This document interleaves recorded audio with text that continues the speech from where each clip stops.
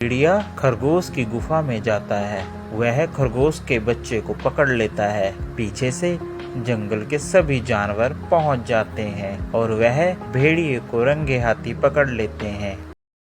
ये कहानी भेड़िया और जंगलवासियों के ऊपर है। इस कहानी से हमको ये शिक्षा मिलती है कि कभी भी नए व्यक्ति पर आंख बंद करके भरोसा नहीं करना चाहिए। अब आप इस कहानी को पूरा देखिए और समझिए। एक जंगल में बहुत सारे जानवर बहुत प्यार से रहते थे।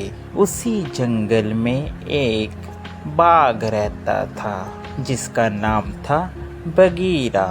वह जंगल का राजा था। अरे हाथी भाई, अपने जंगल में सब कितने प्यार से रहते हैं ना। हाँ दोस्त, सभी बहुत प्यार से रहते हैं। वो देखो, सामने से एक भेड़िया आ रहा है दूसरे जंगल से। कैसे हो आप सभी जानवर? हम सभी ठीक हैं। मैं दूसरे जंगल से आया हूँ। उस जंगल में आग लगने की वजह से मुझे वह जंगल छोड़ना पड़ा, जिस कारण मुझे इस जंगल में आना पड़ा। क्या तुम सभी मुझे इस जंगल में रख लोगे? उसके कहने पर सभी जंगल के जानवर उसको अपने यहाँ शरण दे देते हैं। और भेड़िए भाई बताओ, तुम्हें जंगल में कैसा लग रहा है हमारे साथ? आप लोगों का बहुत बहुत धन्यवाद। आपकी वजह से मैं यहाँ पर रह पाया हूँ। आप बहुत अच्छे हैं सभी। इतना कहकर वह वहाँ से चला गया।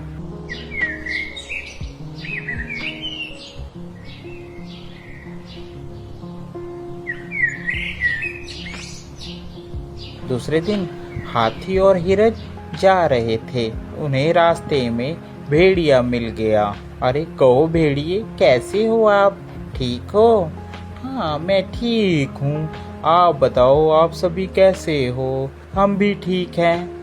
हाथी, हिरन और भेड़िया आपस में बात कर रहे थे। तभी हिरन ने कहा, अच्छा मैं चलती हूँ, मेरे बच्चे इंतजार कर रहे होंगे, घर में अकेले हैं। हाथी ने भी कहा, हाँ हाँ मुझे भी जाना है, बहुत जल्दी है मुझे भी, कल को मिलते हैं। इतना कह के हाथी वहाँ से चला गया। हिरन और भेड़िया बातें करते हुए जाते हैं।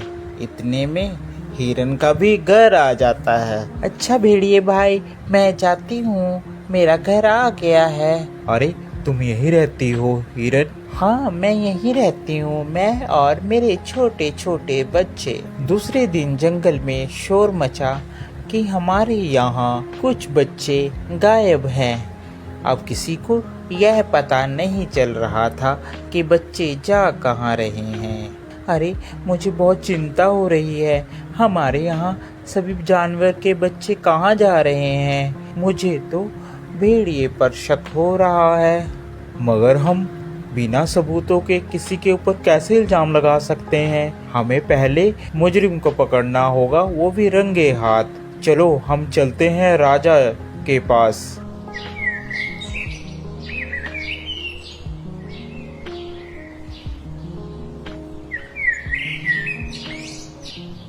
सभी बगीरा के पास जाते हैं और बगीरा से अपनी अपनी बात कहते हैं। अरे ऐसे किसी पर इल्जाम लगाना गलत बात है।